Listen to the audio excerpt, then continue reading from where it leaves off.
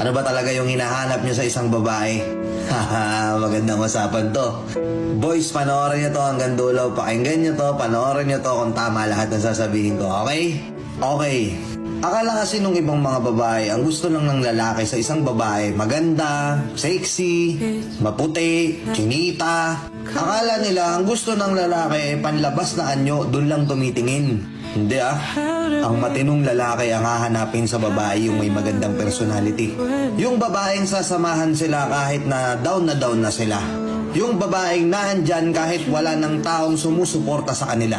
Yung babaeng nandyan na pakikinggan lahat ng rants mo sa buhay. Yung babaeng aasikasuhin sila. Yung tipong pagod na sila galing trabaho tapos pag uwi nila may pagkain na. Pagising nila sa umaga bago pumasok sa trabaho yung uniforme nila nakaplansya na. Yung babaeng may pakialam sa kanila. May pakialam at sumusuporta sa mga pangarap nila. Yon ang hinahanap ng matinong lalaki. Yung babaeng hindi papabayaan yung magiging anak nila. Aasikasuhin. Ito pa nakakatawa dito Gusto ng mga matitinong lalaki yung babae na halos parang anak na rin sila ituring. Ang weird, no? Hindi pong papagalitan sila. Masungit yung babae. Mataray. Yung babaeng malakas ang kutob na magbibigay ng opinyon kapag napapansin nilang medyo padalos-dalos ka na sa desisyon. Yung babaeng aasikasuhin at mamahalin sila. Susuportahan sila sa mga pangarap nila. Hindi sila kokontrahin. Totoo mga tol, diba? Kasi yung ganda lumilipas yan Kukulubot yan balang araw. Yung buhok niyan puputi.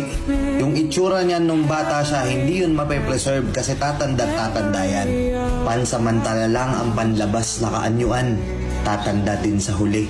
Pero yung personality, yung ugali, yun ang hindi mawawala. At yun yung daladala habang buhay. Yun yung hindi magti-fade. Problema kasi sa atin mga tol, porket nakakita ka ng maganda, sexy, okay na sa'yo. Tapos katagalan, makukuha mong babae, tamad pala. Daming mas maayos na babae dyan, maraming babae dyan na masasipag, maraming babae dyan na masikaso. Pero sa dinami-dami ng babae, mas pinili mo yung tamad. Tapos magre-reklamo ka, di kayo naasikaso. Uuwi ka sa bahay, wala pang pagkain. Ikaw yung nagtatrabaho, ikaw pa magluluto.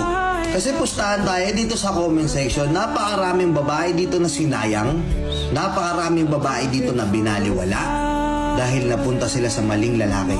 Diba mga madam? Kapag yung lalaki bumabase pa rin sa itsura, wala na silang pake kahit toxic yung ugali ng babae, hindi pa matured mag-isip yan.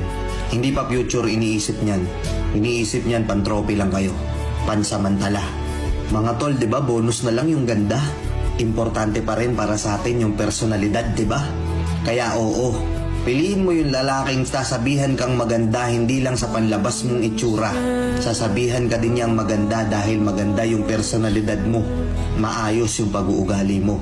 Mga tol, kapag nahanap na natin yung ganong klaseng babae na aasikasuhin tayo, wife material.